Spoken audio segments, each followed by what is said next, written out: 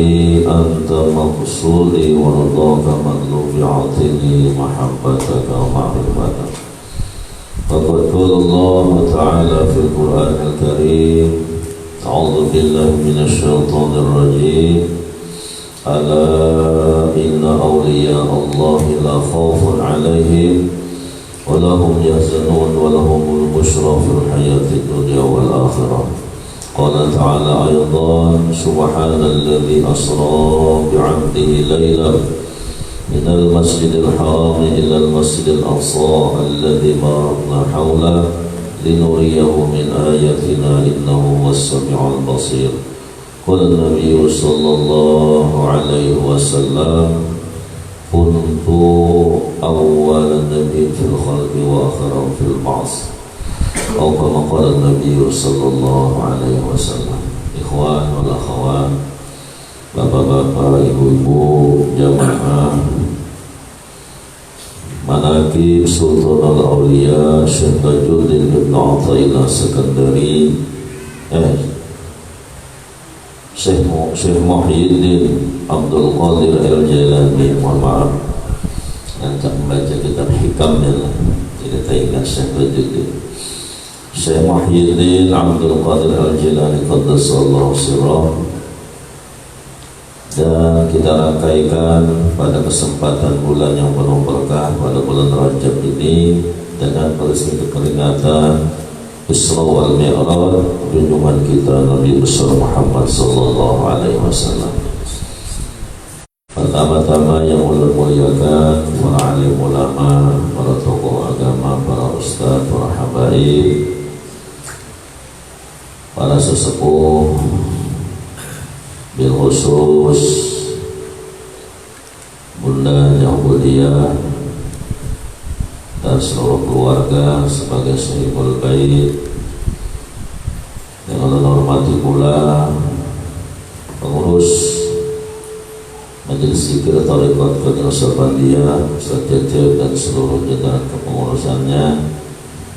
Bapak diundang sebagai ketua kita, dan juga Al-Habib Ali yang sama-sama kita hormati pula para ikhwan wal akhwat, bapak-bapak, ibu-ibu yang dirahmati Allah. Alhamdulillah, pada kesempatan yang penuh berkah pada pagi menjelang siang ini kita diberikan kemampuan dan dipertemukan Allah di majelis yang penuh berkah ini. Dan bumi ini rasanya sempit ya. Tadi malam kami berada di Sampit. Mungkin orang yang hidup zaman dahulu hadir hidup saat ini pasti mereka bingung. Perjalanan mulai Sampit ke sini kalau orang bahari mungkin sebulan yang sampai, karena pakai ontak kan, tahu setengah bulan baru sampai. Dan nanti mulai Masjidil Haram, Masjidil Aqsa itu pun menurut para ulama perjalanan yang cukup jauh, bisa ditempuh mungkin lebih berbulan-bulan. Tadi malam kami di Sampit subuh kurang lebih jam 3:30 sampai di Palangkaraya. Jadi perjalanan lebih 200 kilo.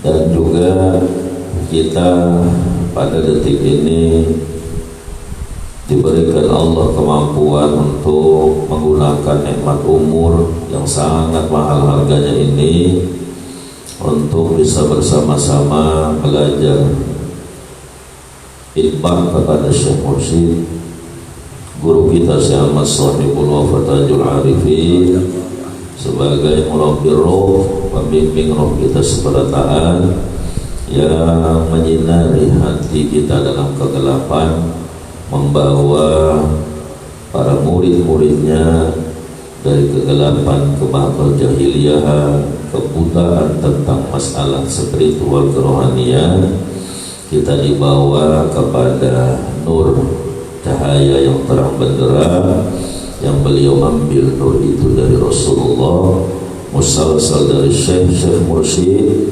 sampai kepada Rasulullah sallallahu alaihi wasallam. Maka alhamdulillah diakui atau kada kita renungi atau tidak bahwa nur itu sudah tertanam di dalam sir semuanya para murid.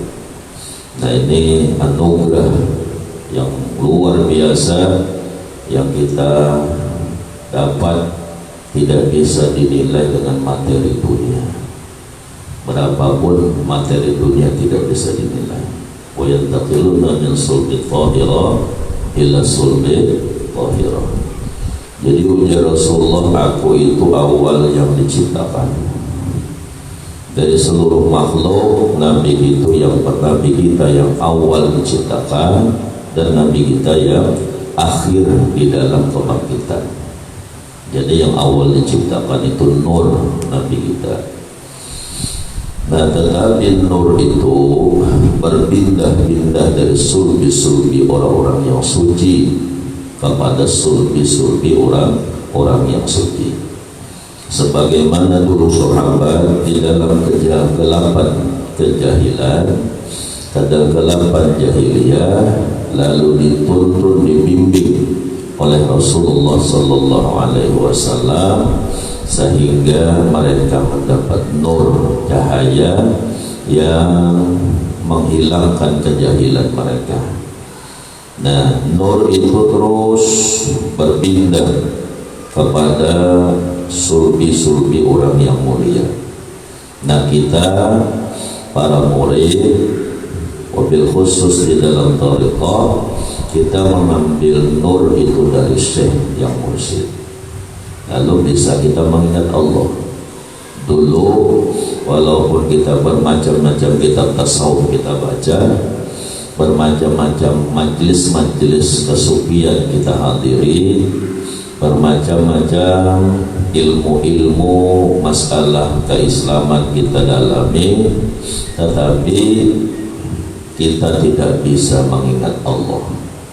Tetapi tetap hati kita ini gelap, kadang berisi cahaya yang membantu agar kita tadi bisa menghilangkan sifat-sifat yang kada baik, yang membantu agar kita bisa menghadirkan hati kepada Allah, menyambungkan rohani kepada Allah tanpa dituntun, dibimbing oleh mursyid. Jadi para ikhwan wal akhwat, kita yang telah mendapat talqin zikir itu anugerah yang tidak bisa dibayar dengan dunia dan seisinya. Jadi jangan dianggap enteng setelah dapat talqin seolah-olah ini sesuatu yang biasa. Jangan disamakan talqin zikir dengan ijazah yang hanya diambil dari mata rantai orang-orang awam. Jangan dianggap enteng talqin, semuanya itu adalah tarbiyah syekh. Hakikat tariqat adalah mursyid. Di dalam murid mengikuti junjungan tuntunan kepada murid, bimbingan mursyid, apapun yang menjadi perintah mursyid, murid wajib sami'na wa ata'na kalau hendak selamat. Karena itu nur, semuanya itu tuntunannya nur untuk menghilangkan kejahilan, untuk menghilangkan kegelapan hati. Dan dengan itu juga maka murid-murid yang sungguh-sungguh ini akan mendapatkan tasfiyatil qulub, hatinya jadi bersih. Jadi kalau masih ada yang kada baik, berarti kita kurang beramalan. Itu aja kita renungi, aku ini sungguh-sungguh pada beramalan, atau amalan juga ada tujuan ada dalam beramalan, murni Allah apa ada tujuan selain Allah. Nah, ini bahaya juga. Nah, kita tariqat itu murni semata-mata ilahi, anta maksudi, dan seterusnya. Jadi bukan supaya sakti, bukan supaya sukses dunia, bukan supaya sugih. Ini rancaknya kita mendengar para ikhwan mengajak kepada ikhwan lain, ayo kita berhimmat beramalan. Aku sukses nah duniaku gara-gara berhimmat. Jangan itu menjadi tujuan, jangan itu menjadi rekayasa di dalam membawa orang beramalan. Jadi morat dewe pernah itu kan. Jadi kita ingatkan. Nah, para ikhwan wal akhwat yang dirahmati Allah, kembali kita sedikit mengungkap dan tentang hikmah peringatan Isra wal Mi'raj. Junjungan kita Nabi besar Muhammad sallallahu alaihi wasallam, beliau pada malam Isra wal Mi'raj itu sebuah kabar gembira dari Allah untuk membahagiakan kekasihnya. Jadi Nabi itu sebelum dimi'rajkan sidin mendapat ujian yang besar. Bini yang dicintai sidin, Siti Khadijatul Kubra. Siti Khadijah ini bini yang paling dicintai oleh Rasulullah, dan bini Nabi yang pertama, walaupun tua pada Sidin, tapi besar jasanya Khadijah. Jadi Khadijah ini luar biasa jasanya di dalam Islam. Berjuang untuk dakwah Islam dengan harta, pikiran, dan juga seluruh tenaga beliau. Karena dakwah laki Sidin ini, Sidin sudah dihabarkan juga oleh Mama Rina Sidin, seorang pendeta, seorang rahib pada masa itu, bahwa Nabi selama awin dengan Siti Khadijah kada pernah memandukan Siti Khadijah. Jadi lain bini-bini Sidin yang lain, dan setelah wafat Siti Khadijah, Rasulullah berbini berapa kali sampai wafat beliau. Nah, jadi itu istimewanya Khadijah. Jadi setelah pada tahun sebelum Nabi, di mana Sidin dimi'rajkan, di situ Siti Khadijah wafat. Di situ juga pada tahun itu wafatlah paman beliau Sayyidina Hamzah, yang sangat besar jasanya di dalam mempertahankan, memperjuangkan Islam. Akhirnya Nabi ini sedih. Nabi manusia juga kan? Bisa bersedih juga, tetapi sedihnya Nabi bukan urusan dunia. Kalau kita sedihnya urusan dunia, kita ini sedihnya urusan dunia aja banyak benar. Kalau Nabi sedihnya bagaimana dakwah Islam setelah wafat dua pahlawan Islam ini. Karena yang ditakutannya orang kafir Quraisy yang dua ini termasuk Siti Khadijah lawan paman beliau Sayyidina Hamzah. Akhirnya Allah Subhanahu wa taala menghibur Nabi kita, dibawalah Nabi itu untuk melihat kebesaran-kebesaran Allah di alam semesta. Jadi dibawa Mi'raj dan di bawah Mi'raj ditampakkan rahasia-rahasia Allah. Pertanyaan kita, kalau Allah hendak menampakkan rahasia, kalau tanpa Mi'raj kira-kira bisa kata? Kan bisa aja deh. Karena Allah Maha berkehendak melihatkan surga, dilihatkan neraka, tanpa Mi'raj pun bisa. Allah Subhanahu wa taala hendak menghibur kekasihnya tanpa mendatangkan buruk dan sebagainya pun bisa. Ini semuanya peristiwa Isra wal Mi'raj itu adalah sebuah sejarah dan juga syarat dengan pelajaran, bukan hanya dongeng kisah yang kita dengar lalu kita terpesona dengan kisah itu. Padahal Isra wal Mi'raj semuanya itu adalah pelajaran bagi umat. Bagaimana untuk bisa menghadap kepada Zat yang Maha Bersih kalau tidak dibersihkan dulu tempat yang dimana tempat itu menjadi perhatian Allah. Allah memandang kepada manusia bukan pada fisiknya. Kalau yang dilihat Allah Ta'ala yang cantik, yang kada bungas kasihan, pasti yang tidak bungas protes, ya Allah kenapa biar jadikan ulun kada bungas.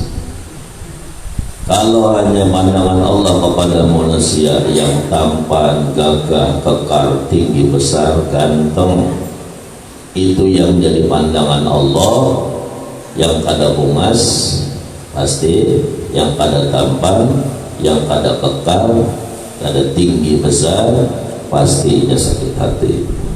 Jadi sudah pas ya, karena yang maulah bungas lawan kada itu ya Allah juga, dan kita pun kada pernah pesan ya Allah ulun jadikan kena hidung mancung lah, kulit putih, kaning tebal, bibir tipis, janggut kayak lepah bergantung. Misalnya ini orang Indonesia ini perkecil hati kita, karena kita ini kalau tertatai lawan orang Arab kada dilihat orang kita, biar pulang kanal ya Allah Ustaz Ahmed, kada dilihat orang kita, akhirnya kita tatai orang Arab ganteng luar biasa, Masya Allah, tinggi besar, kekar, luar biasa, semuanya sempurna, berat kita melawan mereka. Nah tapi Allah kada melihat itu, Allah memandang kepada qalbu kita. Biar aja orangnya compang camping, sederhana, bajunya sederhana, semua serba sederhana, tapi qalbunya sinyalnya full lawan Allah. Ujar Allah, hai malaikatku, itu kekasihku. Manusia kada kenal aja, manusia kada melihat aja, karena nurnya itu ditutupi dengan compang campingnya tadi. Orang yang mata batinnya juga memiliki nur yang sama, ini akan mengenal kepada nur yang ada di dalam sirnya orang tadi, memancar cahayanya menembus ke dadanya. Nah, ini orang-orang yang pilihan Allah. Nah jadi Allah melihat itu kepada batin. Nah batin kita ini yang saat ini kurang jadi perhatian. Sesuatu yang diperhatikan Allah kurang diperhatikan oleh umat wayah ini. Saat ini kurang diperhatikan oleh umat. Bagaimana menata hatinya, bagaimana bisa senantiasa inya mengingat Tuhannya, seolah-olah umat Islam ini merasa semua sudah bisa. Dengan inya lahir dari rahim ibu yang Islam, memakai semua atribut Islam, tinggal di lingkungan yang mayoritas Islam, makan makanan yang dihalalkan secara Islam, semuanya ada merek label Islam. Tetapi dengan seperti itu mereka sudah mengira, menyangka bahwa sudah bisa mengingat Allah. Padahal kalau ingin tafakur, ingin merenung, pasti mereka tidak bisa mengingat Allah. Cuma dikarasinya dan dikarasi aja, tahu aja kada mau mengingat Allah, tapi kada ada inisiatif kita hendak mencari jalan bagaimana bisa mengingat Allah. Nah kada bisa, bagaimana bisa mengingat Allah kalau tanpa dibimbing oleh orang yang sudah qalbunya full Allah. Nah, Rasulullah Sallallahu Alaihi Wasallam sebelum malam Mi'raj itu dibersihkan. Isyarat bagi kita untuk menghadap yang maha bersih, maka wajib membersihkan qalbu. Ini wajib hukumnya. Membersihkan hati hukumnya fardu ain. Jadi bukan sunnah dan karena najis itu bukan hanya najis zahir, najis batin juga najis. Nah, bahkan najis batin itu membahayakan kepada zahir kita. Misalnya kita nih banyak melakukan taat, tetapi di dalam hati kita ada yang paling kuat taat, maka itu merusak kepada amal ibadat tadi. Jadi kalau kita kawat taat, kita pandang ini nikmat dari Allah menolongi aku kalau melakukan taat. Jadi kayak itu terus, Allah menolongi aku kalau taat. Apa aja jenisnya? Jenisnya ketaatan tadi, berkhidmatkah, ibadah-ibadah mahdhah, ibadah yang nyata, puasa, zakat, haji dan sebagainya, sholat. Nah, kita pandang di dalam hati Allah menolongi kita kawan taat. Nah, ini karena pada timbul penyakit hati. Nah, karena sekelas kayak kita ini yang banyak lupa lawan Allah, iblis lepas hijabannya lina ke dalam hati sehingga kita rusak. Jangan dikira kita ini berzikir juga terpelihara daripada salah. Jangan dikira waktu kita ingat kita selamat, waktu kita lupa kita akan dirusak oleh iblis. Nah, maka membantu di dalam perjalanan salik untuk memelihara diri daripada kerusakan dunia dan kerusakan akhirat, ini perlu juga para ikhwan kita mempelajari tasawuf adabiyah, keilmuan itu membantu juga. Kita sudah berisi tasawuf amaliyah, tariqat, tetapi setelah saya kita ini mengingat Allah sulit, dan kadang ingat, kadang lupa, masih banyak lupanya daripada ingatnya. Nah, ketika lupa tuh iblis masuk. Nah, tapi kita ada berisi ilmu untuk membentengi daripada sebagian tipu daya iblis. Jadi misalnya kita lupa, iblis membisiki hebatnya ikan ibadat malam ini. Paling kadang ada yang kuat ibadat pada ikan malam ini, yang lainnya kuringan aja. Pasti dalam hati kita, hai iblis, aku kau ibadatnya bukan kehebatanku, tetapi Allah memberi rahmat lawan aku. Itu dan selamat kita. Kayak Syekh Abdul Qadir Sidin, waktu ada cahaya yang terang benderang, cahaya ini mengaku Tuhan. Syekh Abdul Qadir pun tidak pernah melihat keindahan cahaya yang terang benderang itu. Lalu cahaya tadi mengeluarkan suara, ya Abdul Qadir, mulai saat ini engkau sudah kuhalalkan yang haram bagimu. Aku adalah Tuhanmu. Nah, jadi habis mendengar itu tadi dari cahaya yang terang tadi, lalu dihimpat sedih. Pergilah ya mal'un, hai orang yang dilaknat. Lalu apa aja suara tadi? Lalu gelap. Yang terang, yang indah tadi langsung spontan menjadi gelap. Lalu pulang keluar suara, hebat ikam ya Abdul Qadir, dengan ilmumu engkau selamat daripada tipu dayaku. Dengan seperti ini aku menyesatkan 70.000 wali-wali Allah. Jadi hebatnya iblis itu ya. Jadi jangan dianggap enteng. Hebatnya iblis tadi. Aku menyesatkan dengan cara seperti ini, menampakkan diri menjadi cahaya yang terang, yang indah, tidak pernah dilihat, manusia selama dalam dunia, lalu kepender aku ni Tuhanmu. Nah, memang ikam hebat ya Abdul Qadir. Dengan ilmumu kamu selamat. Apa ujar sini? Aku selamat dari engkau ya iblis, bukan dengan ilmuku datang dari rahmat Allah. Nah itu jadi kita bawa ibadah apapun juga Allah menolongi aku kau ini. Terus kayak itu secara ilmu. Zikir khafinya jalan terus. Zikir khafinya kita latih. Nah Rasulullah setelah dibersihkan hati sini, dikeluarkan qalbu sidin, dibedah oleh syekhnya. Siapa syekhnya sidin?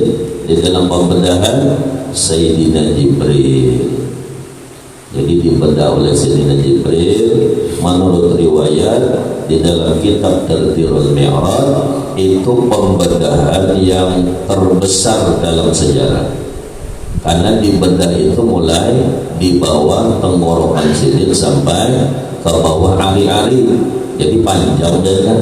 Kalau orang operasi itu, operasi sesar, itu kan dibedah hanya membentang di bawah ari-ari, paling setengah kilan paling atau sekilan ya. Ini mulai bawah tenggorokan sampai kepada ari-ari Rasulullah. Nah pembedahan ini di dalam perjalanan orang salih ditalqin. Bukan hanya di kisah Nabi dibedah, ini kan pelajaran dari pelajaran. Dibedah itu kalau bagi ahlu thariqah ditalqin, mulai bawah pusat sampai otak. Ilaha illallah. Itu dibedah oleh siapa yang membedah? Yang menalqin itu lain wakil talqin, itu mursyid. Iyan jangan melihat wakil talqin yang nalqin, karena kadang pun betalqin lawan wakil talqin. Yang menalqin itu mursyid yang mampu membedah dada manusia sehingga menumbuhkan, menanamkan ismud dan nur jalalullah di dalam dada para murid.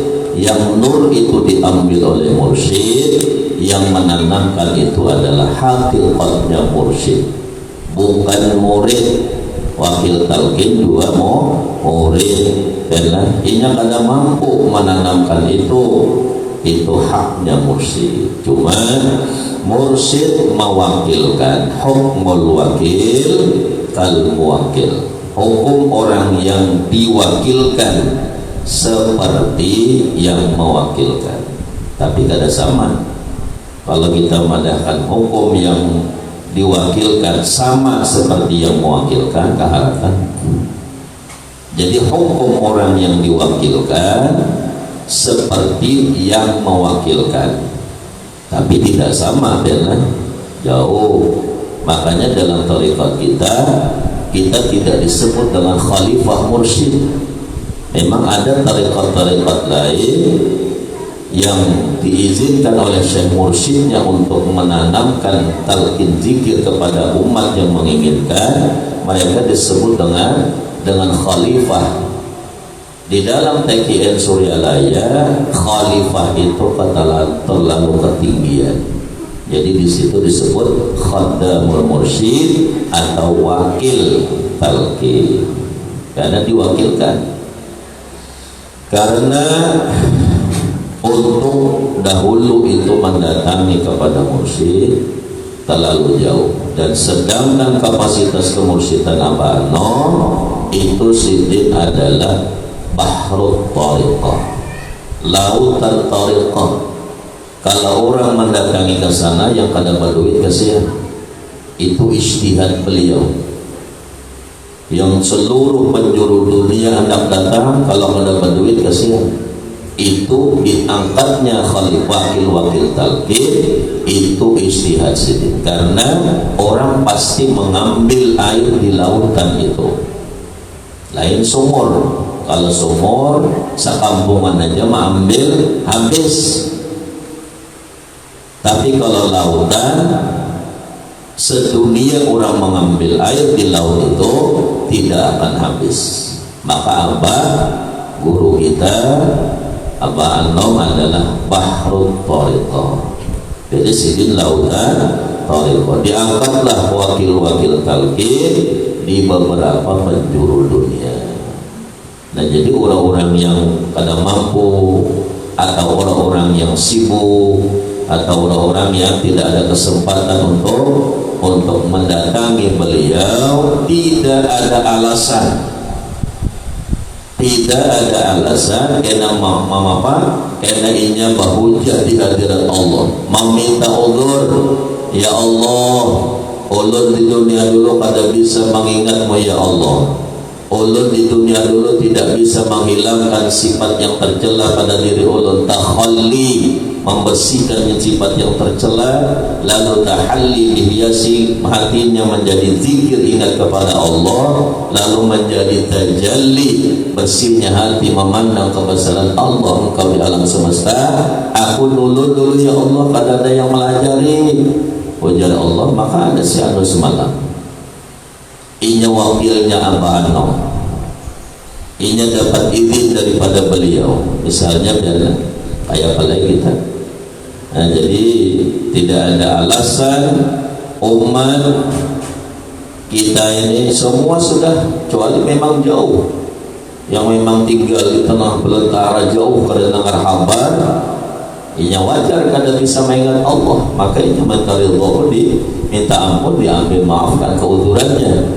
Tapi bagi orang yang telah mendengar berita adanya orang-orang itu, karena para mursyid itu adalah khalifahnya Rasulullah. Mursyid itu adalah khalifahnya, pengganti daripada Rasulullah, sebagai hudatul umat, petunjuk bagi umat, penerang bagi kalbu yang lupa kepada Allah. Ini khalifahnya Rasulullah, jangan dianggap enteng. Karena mursyid itu ayat ini sedikit, jadi itu bukan orang yang biasa. Dari berapa miliar manusia di bumi ini yang mendapat petunjuk untuk bisa menghidupkan, menyinari hati para murid hanya sedikit. Berarti ini orang istimewa. Nah, orang yang tidak kenal kepada mereka, maka keberadaan mereka satu zaman dengan orang itu, mereka itulah yang menjadi hujah bagi mereka yang tidak mengenal kepada para mursyid itu tadi. Ini alasannya Allah, kada ada yang melajari, kada ada yang membantu ulun agar padahal agar bisa mengingat Allah dan sebagainya. Wajar Allah, maka ada si fulan, mereka kuletakkan di negerimu, ini kuletakkan di negerimu, maka alangkah ruginya, dan rugi besar. Kalau ada pendapat yang mengatakan ini, sekali lagi hati-hati, tolong sampaikan kepada masyarakat kita, kawan-kawan, keluarga. Ujarnya, kalau kita ini sholawat aja cukup, hati-hati nih, sholawat aja cukup, atau baca kitab Ihya aja cukup. Itu kalau tidak ada lagi syekh yang mursyid. Kalau masih ada syekh yang mursyid, cari syekh mursyid dulu. Itu alternatif kedua. Sama aja ujar Rasulullah, qul ma'allah, hendaklah kalian senantiasa bersama Allah. Kawan kada kita senantiasa bersama Allah, berdiri, berduduk, berbaring, kita full 24 jam senantiasa bersama Allah. Kita tidak mampu. Ada alternatif kedua, kalau kamu tidak mampu seperti itu, fakun ma'amal ma'allah, bersamalah dengan orang yang sudah bersama Allah. Ini alternatif kedua. Artinya alternatif pertama bagi manusia adalah mencari syekh yang mursyid. Kalau sudah dicari-cari juga ke gunung, ke gurun, nyebrang laut, timur, selatan, utara, barat, kita cari ternyata tidak ada, ya selawat penggantinya. bahiman kita bersalawat kepada Rasulullah, bukan nunggu bahasian aja. Diundang, kalau ada diundang perai. Sebagaimana Imam Bushiri, ku habiskan umurku hanya untuk memuji Rasulullah. Nah itu. Jadi orang yang mengambil talqin dzikir kepada syekh yang mursyid, ini adalah orang yang mengambil talqin dzikir kepada syekh yang mursyid, dia mengambil nasab kepada Rasulullah melalui roh. Silakan aja lihat silsilahnya. Mulai Al-Ba'ano, Syekh Ahmad Sohibul Wafat Najul Arifin, sambung kepada Syekh Abdullah Mubarak bin Nur Muhammad, sambung kepada Syekh Tolha Kalisarwi Cirebon, cucu Sunan Gunung Jati, sambung kepada Syekh Ahmad Khatib Syambas, terus sampai kepada Sayyidina Ali, Sayyidina Rasulullah, Sayyidina Jibril, sampai kepada Allah. Ini untungnya orang bertarekat. Jadi jangan dianggap enteng, ikhwan wal akhwat, perataan. Makanya Fudail bin Iyad, ini ulun ingatkan, Syekh Fudail bin Iyad ini sufi besar pada masa lalu. Fudail bin Iyad ini asalnya seorang preman. Hidup beliau sejaman dengan Rabi'atul Adawiyah, hidup dengan Syekh Ibrahim bin Adham, hidup dengan Rabi'atul Adawiyah, itu gurunya Imam Malik radhiyallahu anhu. Ini orang-orang istimewa. Apa ujar Fudail bin Iyad? Ujar Sidin, jangan kamu merasa gelisah, jangan kamu merasa kecil hati dengan sedikitnya majelis yang hak. Jangan berkecil hati. Silsilahnya jelas, mulai wali-wali sampai ke Rasulullah. Karena thariqah itu majelisnya para sufi. Jangan kamu berkecil hati dengan sedikitnya majelis-majelis yang hak. Artinya orangnya ada banyak yang hadir. Jangan kamu merasa gelisah, jangan engkau galau. Allah bukan melihat banyaknya. Kalau hendak janjua, jangan kamu terpesona, tertipu daya dengan banyaknya majelis-majelis yang batil. Karena thariqah itu tuntunan, bukan tontonan. Kalau tontonan ya memang banyak. Kalau tuntunan, yang mau dituntun itu ada banyak. Nah, maka Syekh Fudail bin Iyad mengatakan, jangan kamu berkecil hati, jangan kamu merasa gelisah, jangan kamu galau dengan sedikitnya orang yang mengikuti jalan yang hak. Itu orang-orang yang dikehendaki Allah. Kita bersyukur dengan. Nah, para ikhwan wal akhwat yang dirahmati Allah, sekali lagi mari kita semuanya kompak, mari kita semuanya belajar untuk bersama-sama di dalam berkhidmat kepada wali Allah Subhanahu wa taala, guru mursyid kita. Dan kita alhamdulillah beberapa hari yang lalu ya, kita diizinkan untuk mengamalkan amalan TKN Pondok Pesantren Suryalaya kapan saja di Masjid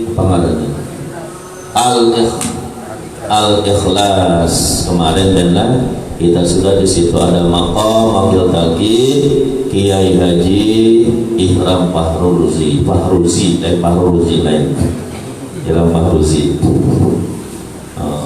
menyerempet kan. Jadi kita dapat izin oleh penunggu masjid sekaligus yang mewakafkan itu. Jadi maka ikhwan wal akhwat, kita ada waktu kapanpun dan kita mari sama-sama kita berkhidmat yang berangkat dari rumah untuk hadir di majelisnya wali Allah, majelisnya mursyid. Kita mendapat pandangan daripada para malaikat-malaikat Allah. Untungnya dan untuk balan. Itu aja mungkin yang dapat dikisahkan sudah para zuhur. Jadi kesimpulannya, Isra wal Mi'raj Nabi kita bukan hanya cerita yang dibacakan lalu terpesona dengan segala keindahan dan keistimewaan, karena memang itu adalah mukjizat yang terbesar selain Al-Quran. Tetapi hakikatnya Isra wal Mi'raj semua adalah iktibar, pelajaran bagi umat di dalam menuju kepada yang maha bersih. Wajib bersih dulu, dan membersihkan tidak bisa tanpa dibimbing guru. Dan di dalam mengikuti bimbingan gurunya, Rasulullah pun tidak pernah protes. Rasulullah selalu taat, dan disitulah hakikatnya muridnya akan mencapai kesuksesan yang taat kepada ketentuan syekh mursyidnya. Wallahu a'lam bishawab. Wallahu muwaffiq ila aqwamit thoriq. Mudah-mudahan semua ikhwan yang di Palangkaraya dimurahkan Allah rezeki yang halal, dipanjangkan umur untuk ibadat kepada Allah, dan juga mudah-mudahan diistiqamahkan di dalam mengikuti tuntunan bimbingan Syekh Mursyid, dikuatkan iman Islam dan terproses iman Islamnya sampai kepada maqam ihsan. Wallahu muwaffiq ila aqwamit thoriq. Assalamualaikum warahmatullahi wabarakatuh.